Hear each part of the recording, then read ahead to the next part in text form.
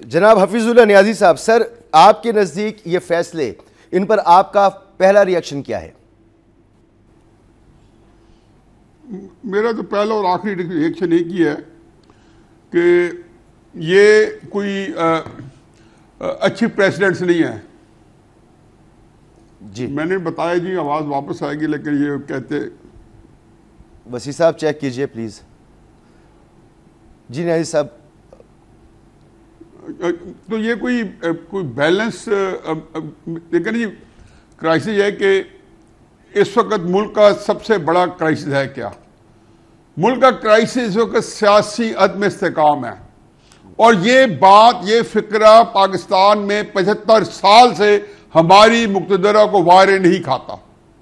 उनको ये बात, वो ये इस बात को जिसको कहने चाहिए कि जानबूझ पे कंप्रीहेंड करने पर तैयार ही नहीं है कि एक सियासी अदम इस्तेकाम जो होता है वो कौमें तहलील हो जाती है या कौमें इस्तेकाम की सूरत में सातवें आसमाने पहुंच जाती हैं। अब देखें, इमरान खान साहब हैं, वो 3 साल के अंदर उनको वो किस पोजीशन में थे दिसंबर 2021 में, जहां पे उनका कोई टिकट लेने के लिए कोई तैयार नहीं था। उनकी अपनी पार्टी के लोग जो थे वो इधर उधर तांग झांक कर रहे थे कि उनको टिकट मिले। आज देखें कि हर दिन जो है उनकी जो पॉलिटिकल सपोर्ट है, जो पॉलिटिकल बेस, वो बढ़ा रहा है। क्या उन्होंने उस्मान बुज़दार के कामों पे ये पॉपुलैरिटी ली है? क्या उन्होंने अपने इलेक्शन के वादे पूरे किए हैं? क्या मतलब कोई ऐसा उनका गुण बता दें या ऐसा हुनर बता दें जिसमें उन्होंने ये सारा कुछ उनको मिला? जाहिर है इसका मतलब है कि कहीं और कोई ऐसी हरकतें हो रही थी जिसकी वजह से उनको घर बैठे बैठे एक पॉपुलैरिटी मिली हुई है। आया वो पॉपुलैरिटी जो है उसको ये झुका सके हैं, उसको किसी तरह उसको कम कर सके हैं, उसको कहीं पे धक्का लगा सके, स्टॉप कर सके, तो कोई फर्क नहीं पड़ता।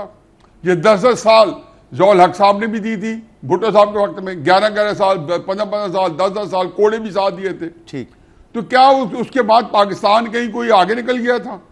अगर तो ये है कि ये इस मुल्क के साथ यही हमने करना है कि हर बंदे ने अपना टाइम पूरा करना है और उसको ऐसे काम करने हैं कि जो कि आगे पूरा जो है जिसको कहने चाहिए पूरा जमाना, वो कहते हैं ना, लम्हे खता करते हैं जमाना सजा भुगतता है। अब ये जो हुकूमत है, मुझे तो रोना आता है कि कभी कोई सियासी लोग भी ऐसे फैसलों की तौसीक करते हैं।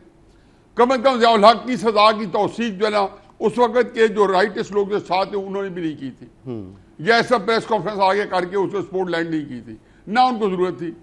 अब जी मैं तो बड़ा पाकिस्तान के बारे में फिक्रमंद हूं कि ये जो चीज़ है इसका मतलब है कि कोई बंदा ये बात रियलाइज करने पर तैयार ही नहीं है कि इस मुल्क का जो असल बहरान है, जो सियासी बहरान है और पोलिटिकल इंस्टेबिलिटी है, वो पाकिस्तान को पहले भी कई दफ़ा जानबलाब हो सकते हैं, एक दफ़ा जानलेवा हुआ है और कहीं फिर ना किसी वक्त ऐसे किसी बड़े बहरान की गिरफ्त में आ जाए। सही।